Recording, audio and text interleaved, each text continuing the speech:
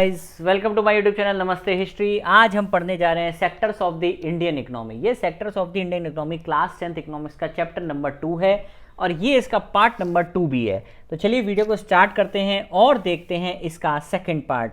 और एक चीज़ और है कि मैंने इसकी फर्स्ट पार्ट अपलोड कर दिया है, आप ऊपर आई बटन पर क्लिक करेंगे तो आपको वो पार्ट भी मिल जाएगा। तो चलिए वीडियो को स्टार्ट करते हैं और देखते हैं sectors of the Indian economy.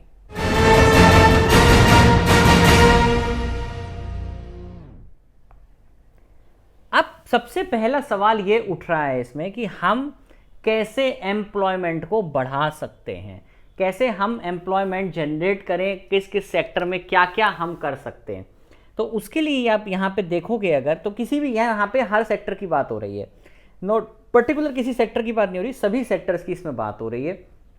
तो अगर आप देखोगे तो employment can be given to people by identifying, promoting and locating industries and services in the semi rural areas. तो भैया ऐसी जगह आइडेंटिफाई करो, उन जगहों को प्रमोट करो जिससे कि लोग वहाँ पे इंडस्ट्रीज खोल सके। कहाँ पे? सेमी रूरल एरियाज में या रूरल एरियाज में, ठीक है। जिससे क्या होगा, वहाँ पे लोगों को रोजगार मिलेगा। अब जैसे किसी किसान का एग्जाम्पल ले लो, जैसे आपकी बुक में है कि अगर हम किसी को लोन की फैसिलिटी देते हैं, मान लो किसी भी किसान को लोन की फैसिलिटी मिलती है तो उसके लिए बहुत सारी चीज़ें होती हैं। वहाँ क्या होता है, किसान बेसिकली किससे लोन ले लेते हैं? जमींदारों से। तो वो हाई रेट ऑफ इंटरेस्ट पे मिलता है। अगर हम लोन फैसिलिटी प्रोवाइड करेंगे तो क्या होगा, उन्हें इंटरेस्ट कम देना पड़ेगा, प्लस वो क्या करते हैं, अपनी सहूलियत की चीज़ों को आसानी से खरीद सकते हैं। तो लोन फैसिलिटी आप प्रोवाइड करो, ठीक है। अगर आप डैम बना रहे हो तो कोशिश करो कि वहीं पे डैम बन सके। उससे क्या होगा, एक तो डैम की वजह से वहाँ लोगों को रोजगार मिलेगा, प्लस पानी की सप्लाई अच्छी होने से वहाँ के जो खेत हैं या वहाँ की जो फसलें हैं उनकी जो प्रोडक्टिविटी है वो बहुत अच्छी हो जाएगी। अब जब प्रोडक्टिविटी अच्छी हो जाएगी तो भैया एक अच्छी रोड भी बना दो। अगर अच्छी रोड बन जाएगी तो क्या होगा, ट्रक वहाँ पे पहुँच सकते हैं। ट्रकों के पहुँचने से क्या होगा, ये फैकल्टी नहीं है, ये यहाँ पे स्पेलिंग गलत है थोड़ी।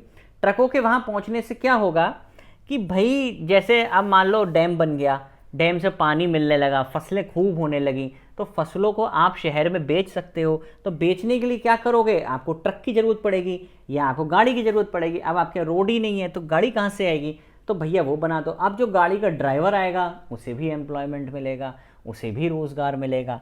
तो हम इसमें ये पढ़ रहे हैं कैसे रोज़गार बढ़ता जा रहा है।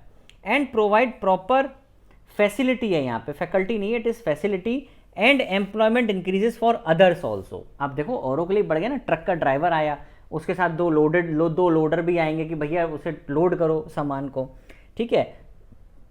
अब मान लो ट्रक का ड्राइवर आया, वो पहुंच गया। अब मान लो हमारे गांव में दाल का बहुत काम होता है भाई, सब लोग चाहते हैं हम अरहर उगाएंगे या हम ये वाली दाल उगाएंगे। तो ऐसा करो, वहाँ पे एक दाल मिल खोल लो।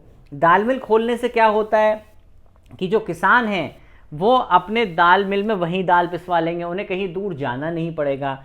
और एक काम ये करो कि कोल्ड स्टोरेज खोल लो। कोल्ड स्टोरेज खोलने से क्या होगा कि किसानों को अगर अच्छे दाम मिलेंगे मार्केट में तो वो बेचेंगे, नहीं बेचेंगे तो किसान कोल्ड स्टोर में सामान रख देंगे। तो कोल्ड स्टोर से भी क्या होगा कि वहाँ पे कोल्ड स्टोर खुलने से लोगों को फिर रोजगार मिलेगा।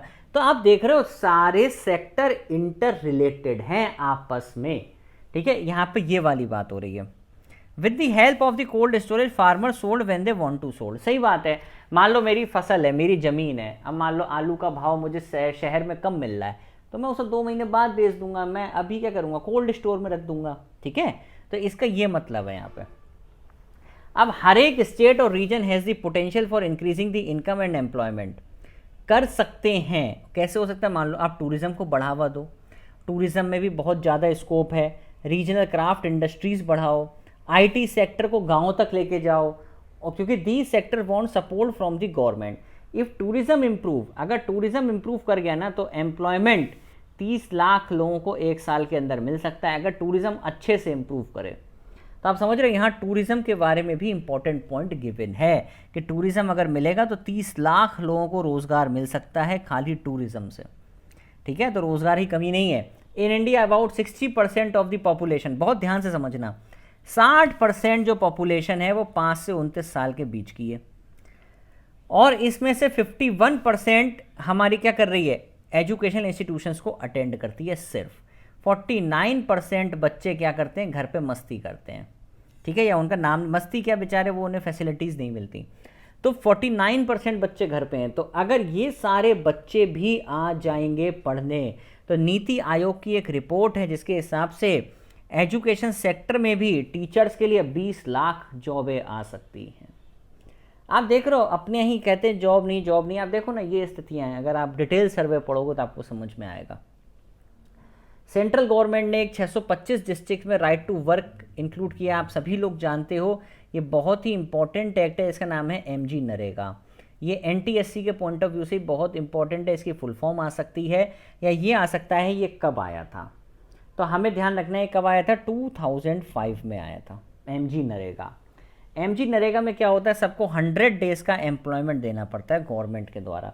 अगर गवर्नमेंट नहीं देगी, तो government fails in its duty to provide employment, it will provide unemployment allowances to the people. तो वो क्या देगी गवर्नमेंट, अनएम्प्लॉयमेंट अलाउंस देगी। ये हमें याद रखना है। तो ये हम यहाँ पे कैसे देख रहे हैं कि किस तरीके से एम्प्लॉयमेंट को बढ़ाया जा सकता है, ये भैया बहुत ही इंपॉर्टेंट है।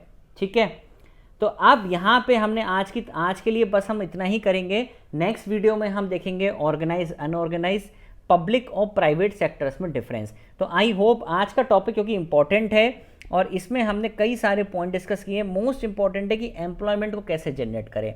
तो आपने इसमें देखो जैसे कि ये ट्रक वाला पॉइंट है, दाल मिल वाला पॉइंट है, इवन देन टूरिज्म वाला पॉइंट है। टूरिज्म के साथ साथ आप यहाँ पे एजुकेशन इंस्टीट्यूशंस वाला पॉइंट है कि 20 लाख जॉबें मिल सकती हैं।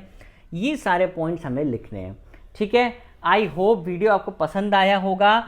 Do like share and subscribe my channel. Thank you very much.